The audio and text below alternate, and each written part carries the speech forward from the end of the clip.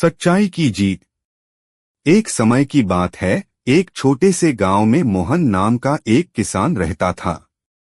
मोहन ईमानदार, मेहनती और सच्चाई में विश्वास करने वाला व्यक्ति था। उसका परिवार छोटा था, उसकी पत्नी गीता और एक छोटा बेटा रमेश। वे बहुत साधारण जीवन जीते थे, लेकिन उनके जीवन में खुशियों की कोई कमी नहीं थी। गांव में रामलाल नाम का एक धनी जमींदार भी रहता था। वह बहुत ही चालाक और स्वार्थी व्यक्ति था। रामलाल को केवल अपने फायदे की परवाह थी। वह गरीब किसानों की जमीन हड़पने के लिए तरह तरह के षड्यंत्र रचता रहता था।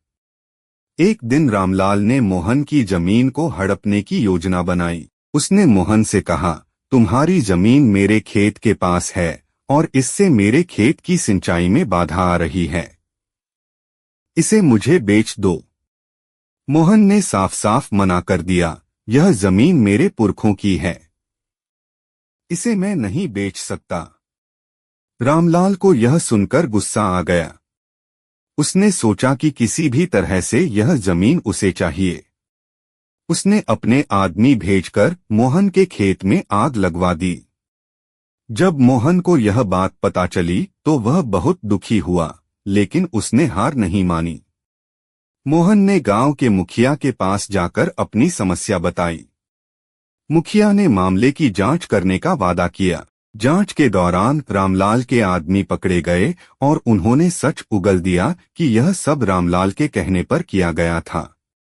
मुखिया ने रामलाल को गांव की सभा में बुलाया। सबके सामने उसकी सच्चाई उजागर हुई।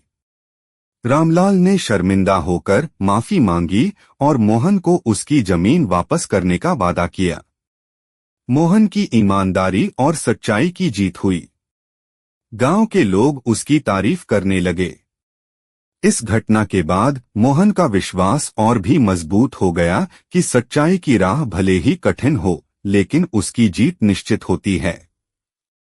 इस कहानी से यह सीख मिलती है कि सच्चाई और ईमानदारी के मार्ग पर चलने से किसी भी परिस्थिति में अंततः जीत आपकी ही होगी। चाहे कितनी भी मुश्किलें आएं, सच्चाई की ताकत से सबका सामना किया जा सकता है।